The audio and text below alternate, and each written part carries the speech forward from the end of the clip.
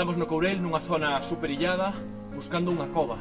A cova da Arcolla é unha cova das máis grandes que hai no Courel, pero o acceso é difícil e complicado, non hai cartelería, por eso tamén o sitio está ben conservado. Levamos varios intentos por esta zona, pero de momento non dimos o camiño correcto. Este ten boa pinta, imos ver se o topamos e vos podemos ensinar a cova.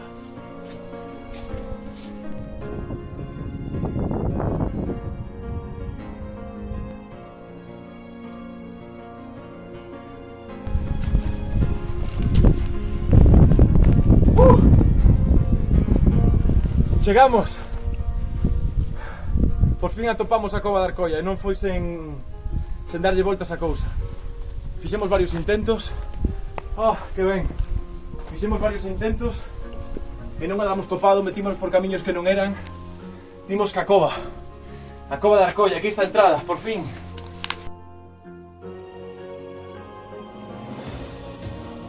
Esta é unha das covas máis fermosas que ten a zona do Courel, que o Courel é o sitio con máis concentración de covas de toda Galicia, polo tipo de rochas polo que está formado. Isto non é granito, e polo tanto é unha rocha máis branda, é máis fácil que se erosione coa auga. Isto todo está traballado pola auga durante milleiros de anos. Vedes que esta cova xa está explorada, aí temos unha corda que nos indica pois por onde están os camiños a seguir. Aquí por debaixo vedes que hai outra gruta. Por aí non nos imos meter porque para baixo ten unha caída bastante grande e unha cova non é para xogar. O mellor avanzamos un poquinho pola corda, entraremos ata esta gruta, como moito 10 metriños máis.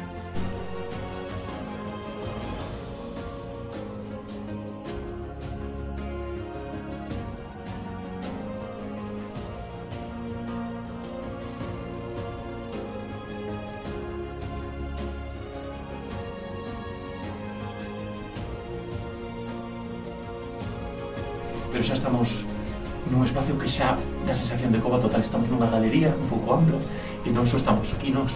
Se miramos no teito da cova, pois vemos algúns dos seus habitantes. Aquí vemos un morcego que está pasando o día e pola noite, cando xa non haxa luz fora, sairá da cova e se porá a cazar. Ademais de morcegos, tamén hai arañas, tamén hai pequenos invertebrados.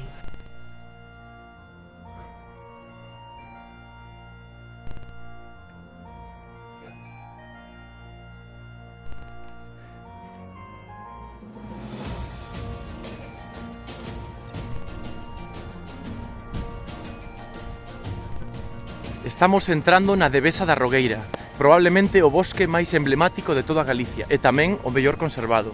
É un sitio incrible, cheo de vida, onde o bosque está intacto prácticamente, onde hai moitísimas especies de plantas, moitísimos regatos, rodeado por unhas montañas enormes. Estamos no corazón do Courel. Vamos a ir camiñando e vos vou ir ensinando pouquiño a pouco algunhas das xoias que nos atopamos nel. No corazón da Fraga aparece esta casa, e esta casa non é unha casa colquera. Se nos achegamos ata aquí e vemos o buzón, lemos que esta casa é a casa do apalpador, que é o encargado de traerlle as nenas e os nenos das zonas de montañas do interior de Galicia os agasallos de Nadal. Tradicionalmente o apalpador traíalles agasallos aos nenos apalpándolles a barrigiña e lles deixaba unhas castañas, unhas noces. Agora o apalpador xa lle podemos deixar a carta que queiramos e lle podemos pedir as cousiñas para Nadal. Vedes aí que pon? Que bonito.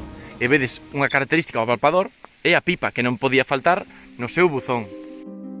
Este animal que vedes en pantalla é unha Iberolacerta montícula, unha especie de lagartixa moi especial que só existe nas montañas e nas zonas do norte de Galicia, de Asturias e de León. É un animal que, por exemplo, na provincia de Pontevedra non está presente, non existe, precisa de hábitats moi húmidos e frescos todo o ano, e mirade o hábitat onde está.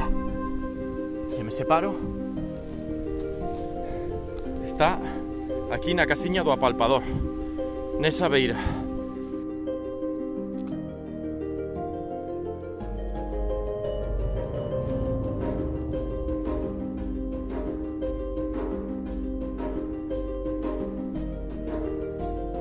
Este bosque, entre outras cousas, é unha xoia porque ten unha variedade de especies de árbores tremenda e que vai cambiando según vamos subindo en altura.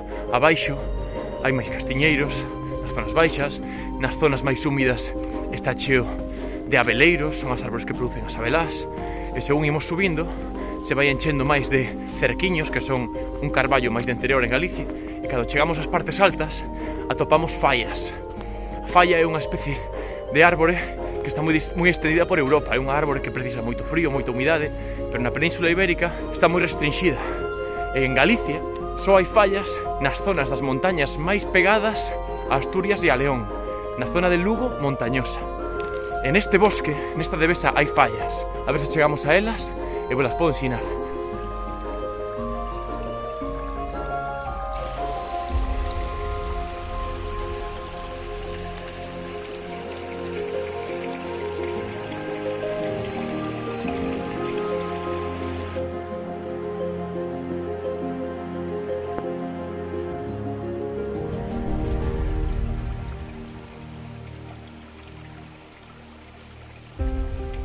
Aquí as árbores varían moito dependendo en que zona do bosque esteas. E nas partes máis altas aparecen estas árbores que teño aquí ás miñas costas, que son as fallas. Son árbores que en Galicia só están presentes nas zonas de montaña de Lugo máis oriental, pegado xa a Castela e a Asturias. Todo o que me rodea son fallas. E xa vos digo que de maneira autóctona só aparecen aquí, en ningún outro punto. Por eso este bosque é tan especial. Sen embargo, se baixásemos pola devesa para baixo, as fallas desaparecen e aparecen árbores como castiñeiros, como bidueiros, como salgueiros, incluso aparecen árbores moito máis secas de zonas mediterráneas ou de zonas máis de interior como son as sobreiras.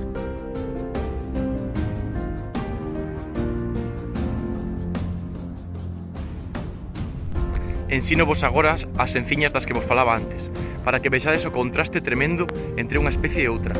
Esta é unha especie de quercus que ten a folla perenne, moi seca, moi dura, está preparada para aguantar grandes fríos e grandes tempadas sen auga e viven no mesmo val. Conviven a 500 ou 600 metros de distancia. Que pasa? Que estas árbores están colocadas nunha zona totalmente solleira na que lle dá o sol todo o día e alá arriba, nas zonas máis sombrías que de onde veño, é onde están as fallas. Zonas moito máis húmidas, máis frescas e con moita menos horas de luz. Estamos emprendendo xa o camiño de volta para o coche despois de posar 2 días no Courel en diferentes zonas disfrutando de sitios increíbles. Vos recomendo encarecidamente que veñades aquí se tedes a oportunidade e pola miña parte nada máis. Vémonos na seguinte aventura.